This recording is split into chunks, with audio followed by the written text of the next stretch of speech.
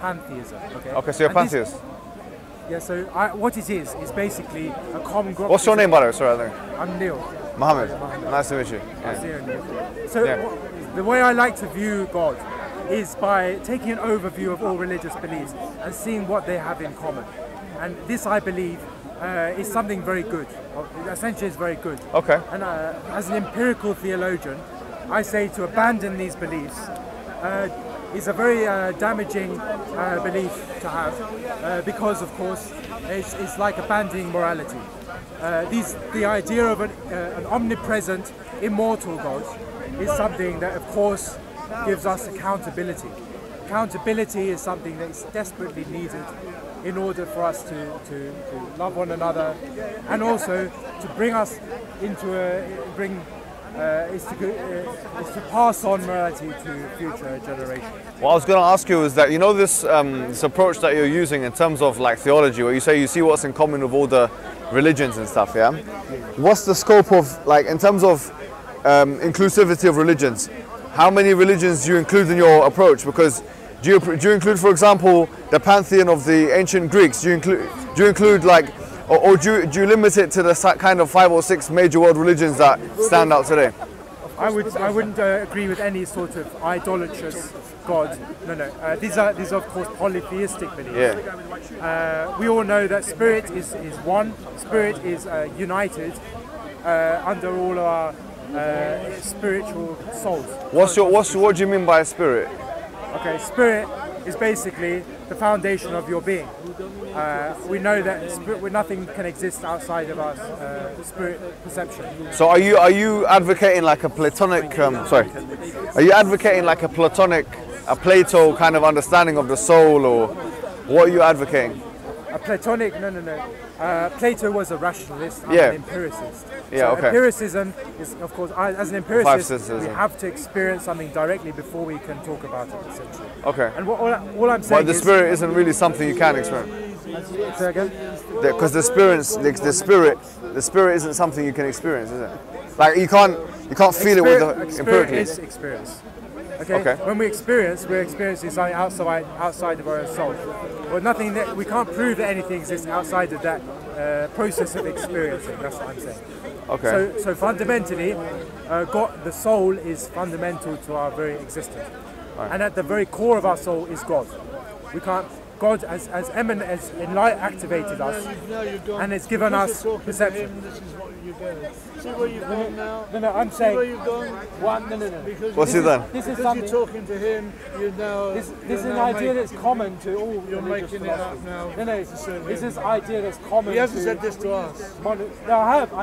At the very core of your soul okay. is divinity, is God. Because it's the origin of all spirits. To be honest, I did hear him say that before. That's why I was... At the core is we've lost something and we want it back. No, we haven't lost. What have we lost? What have we lost? You lost your mother's love, you lost your father's love, you lost your community's love. How did I lose Because you stepped out of yourself and became a 13-year-old boy. Do you know... 14-year-old boy. What you said no to it all. What you're advocating is... Do you know what he's advocating? Let me tell you what he's advocating in a more academic sense. It's actually quite clever. It's actually quite clever. Let me tell you what you're saying. What's your name, my friend? Sorry? What's your name? My name is...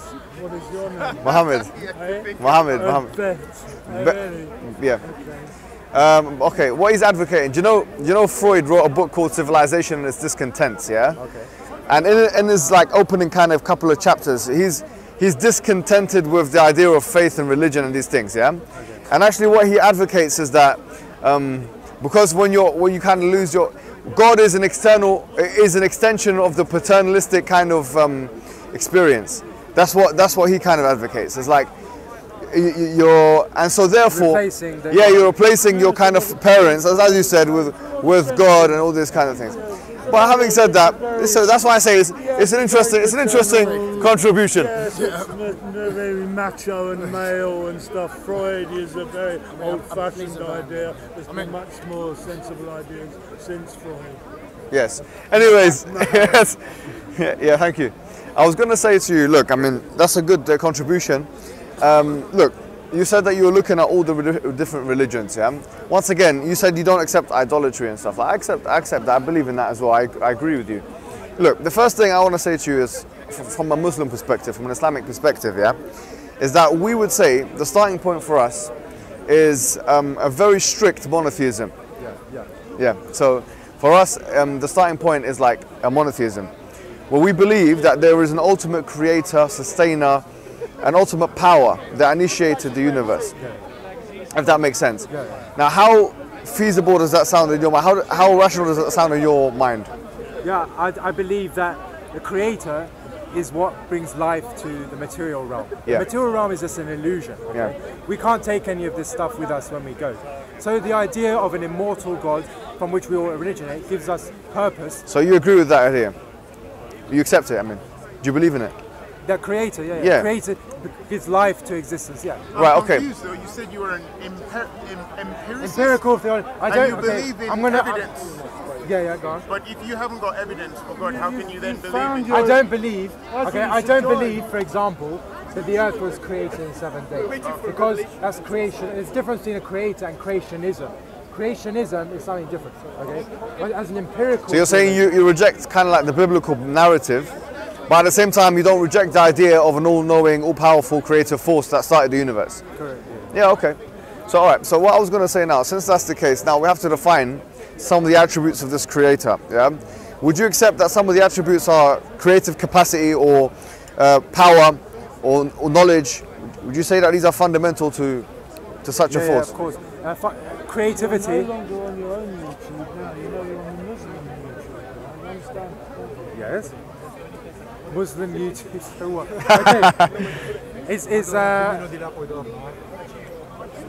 Okay. You're saying it's the creative essence of the universe and of individual souls. Yeah. That is God. I completely agree.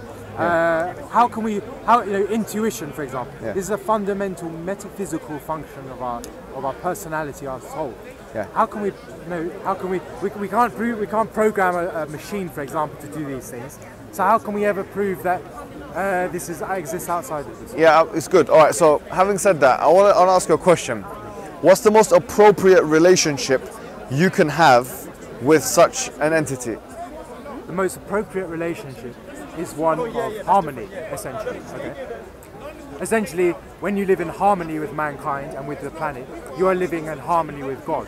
There is no separation between the effects that you enact upon the world and what comes to you, what moral consequences. Okay, I accept that to a certain extent. Let me tell you something. We have our own version of that, right? So we say, because if you look at the Eastern traditions, they do reference how to be one with God and these kinds of things. From our perspective, we say there is a way to basically be harmonious with the will of the Creator. And the way that works is basically, the Creator has created the creation, and in the creation you have animate and inanimate, right? As for the inanimate objects around us, they are forcibly or obliged to kind of submit to the will of the Creator, right? So basically, in other words, in order to be one with creation, in that sense, not in the sense of actual physicality, but we're talking in that figurative sense, the way to do that would be to do what everything else around you is doing. So everything around us, if you accept the premise of an all-powerful Creator, is submissive to that Creator. We would say by extension, it makes sense to also be submissive to the Creator in the same way that everything around us is being submissive. Does that make sense? I completely agree, yeah. Submissive to, but we know... the will of the Creator. Exactly, the will of the Creator, but never to an authoritarian figure. That's why I'm so against idolatry. Yes. Because these false prophets or these dogmatic beliefs, these are not creations of God, but they're creations of human beings. And so never listen to a boss or something that doesn't agree with your own sense of morality that comes from within, but live in harmony with that intuition which comes essentially from God. Right, so let me ask you a question, because the thing is, it becomes very subjective when it becomes clouded in that kind of terminology. I'll be honest with you. Because what we would say is that if essentially our aim in life is to be submissive to God, right? In the sense that I've just aforementioned, if that's the aim of life or the purpose of life, surely there should be a uniform way, a universal way, that God has allowed human beings to be able to do that. A uniform, I agree. Yeah. So now, we would say this is the Islamic narrative. I'll be completely straightforward with you. Yeah. The Islamic narrative is that the way that happens is that the Creator communicates with the creation, and He does so through prophets who have come before time. Yeah.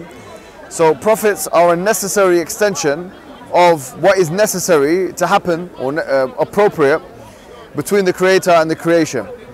Or in this case, human beings specifically, who are sentient beings and able to make their own decisions on free-willed creatures.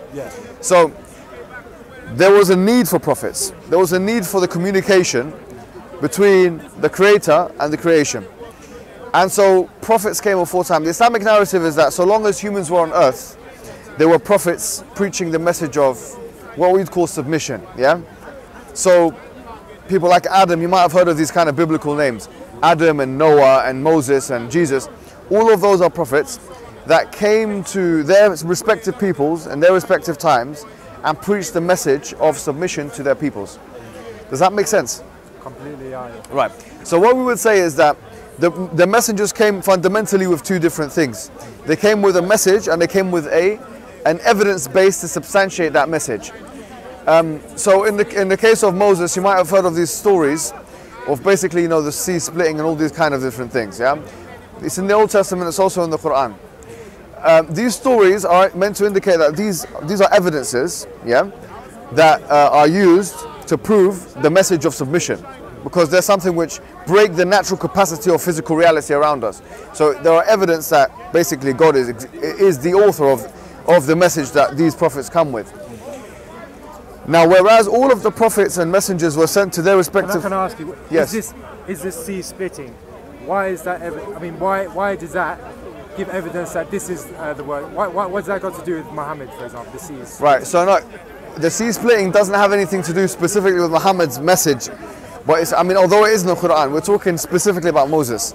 So in his time, and this is an interesting thing that there's actually been alluded to by some of our scholars in Islam, that depending on the societal kind of what's societally popular at the time, the evidence base that the messengers come with suits that. So at the time of kind of the young what do you call it, the Middle Empire, wherever it is in Egypt, when Ramses II was there, and they say that Ramses is linked to Pharaoh and whatnot. Let's mention the Bible. At this time, they were fascinated with magic and all these kind of things. Now, Moses came with you could call it a miracle really, which basically broke the rules of physical nature, yeah, and which acted as an evidence for his people. So when people saw it, they said, okay, well, this makes sense. Do you see what I'm saying? Right. So for us now, we will say, what's our miracle, right? Because we need some evidence as well to be able to substantiate the claim that Prophet Muhammad is the final messenger, because that's our claim. Our claim is that Prophet Muhammad, whereas all of the other prophets were sent to their people and their times, Jesus, Moses, etc., Abraham, Muhammad was sent for all peoples and all times. So that's the Islamic narrative. So what he's come with is he's come with an auditory miracle, or an auditory evidence base, whereas all the prophets came before usually with a visual evidence base. So like, for example, in the case of Moses, the sea splitting was something for human beings to visualize and see.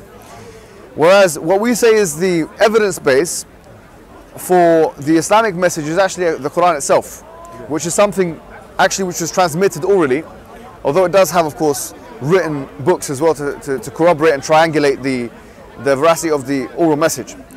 So here, the Quran has many different things within it which basically would lead someone to believe that it couldn't have been, because you were saying you use a kind of like rationalistic approach. We're using a probabilistic kind of rationalistic approach. I would argue that the Quranic discourse contains within it an evidence base. Can I just interrupt you there? I'm actually not a rationalist, I'm an empiricist, which okay, is sorry, yeah. antithesis of rationalism. Oh yeah, I think I got mixed up then. Yeah. Yeah, we can't just we need experience to inform our... I think you're right about that as well. And that's why, by the way, the fundamental thing in Islam is as follows. One of the fundamental messages Islam comes with is as follows. Whereas Christianity says we're born with original sin, yeah? Islam says no, we're born with something called the fitrah. The fitrah is a predisposition to basically submit to God, not only to know who He is, that higher power, but to submit to Him automatically. So this presupposition is awakened by the various messages or the various evidences that human being is thereafter exposed to. So human being is, for example, exposed to the fine-tuning of the universe. And you don't have to be a physicist to appreciate the fine-tuning of the universe. You can literally look with your naked eye at the fact that the universe is, in fact, finely tuned, right? And these kind of things aim to reawaken human beings from the state of slumber into the recollection of God. Yeah. So that's the main thing of the Islamic message. As with the Quranic discourse, as we've said before, it has within it evidences, we would say, which are very powerful in convincing people that this is basically something which has to be extra human. In other words, it couldn't have been put together by a human ability. So we would say, for example, the fact that the Quran precisely discusses events that happens in the future. And I'll give you one example of that. At the time of the Prophet, there were the Romans and the Persians. And the Quran makes very specific predictions about who will win wars. And in the case of chapter 30, verse 1 to 6, it talks about the Romans decisively going to beat the Persians in 3 to 9 years in a nearby land. Now this is one of many different predictions of the future that the Quran makes, and that the Sunnah, which is the secondary book of the corpus that Muslims believe in, or the Hadith, the strong Hadith, make of the future. And from a probabilistic perspective, we can say, okay, well, probably if someone says one thing or two things, they might have guessed them to be correct. But if we put them all together, it becomes very, very difficult to make the argument that he guessed all of those correct. Especially when we consider, by the way, did you know, let me tell you something. In Jehovah's Witness, in the Church of the Jehovah's Witness, you know, they predicted, and by the way, they believed in this kind of thing where people were being, you know, divinely inspired. They predicted that the Day of Judgment will be in the year 1977. You know that. And when that year when the Day of Judgment didn't happen on that year, they called it the Great Disappointment. Because, I mean, I don't know why anyone would be disappointed for the Day of Judgment not happening, but they called it the Great Disappointment. The reason why is because the prediction didn't materialize. And that has repercussions and ramifications for the message, because it couldn't have been divine if it didn't materialize, because it was meant to be from an all-knowing source. Yeah. Can I ask you about the Quran? You know, they're saying the Quran predicted the Romans were going to defeat the Persians, yeah. Well, wasn't the Romans, didn't the Roman Empire fall before? The Roman Empire fell at or you're talking about the Holy Roman Empire. I'm not talking, first of all, there's two Roman empires, right? So the Roman Empire started in the year 31 BC, yeah? The Gallic Wars and stuff like that, whatever, and it continued on. But then the Holy Roman Empire started, okay? Now, the Byzantine Empire, which was what was around at the time of the Prophet Muhammad, and continued on until the 1400s, this is what we're referring to. Okay. Yeah, okay. But the Roman Empire, as you would have known from the history lessons that you'd have done, were in constant wars with the Sassanid empires, or they're also called the Sassanians, something like this, yeah? Right. Basically the Persians. And this was referred to in the Western history books as the Roman Sassanid Wars. Now, the point is, the Roman Empire, as you would have known, from the year 400 onwards, and the Prophet came around 630, you know, around that time, so from the 7th century. But from that year, from that time period, it was going down. There was a degeneration of the Roman Empire anyways. And so the Sassanid Empire was much stronger. So when the Quran made the claim that the Roman Empire was going to beat the Sassanid Empire in 3 to 9 years in a nearby land, all these different things, it was a kind of ridiculous claim if you think about it from a probability perspective. It's the equivalent of betting on a very low team, maybe in the Champions League, beating a very high team, maybe in the top 5 in the Premier League, right? And betting that they'll beat them in a certain way, in a certain place, in a certain time period, and all these different things. So probabilistically, the odds are very low for that. And that's one example, but there are many different examples. For example, the conquest of Arabia by the Muslims. The fact that other nations will fall into the hands of the Muslims, like Egypt and Yemen and Syria and Jordan, you know, and Pakistan and India, Sindh and Hind, and all these different places which are now part of the Islamic Empire, have been predicted to be conquered by Muslim hands, basically. So all of this is, when we put this into a probability generator, it becomes very difficult to argue that this all could have been guessed. And I would actually argue and make a very daring claim here and say this kind of frequency and accuracy of predictions has never been predicted by anyone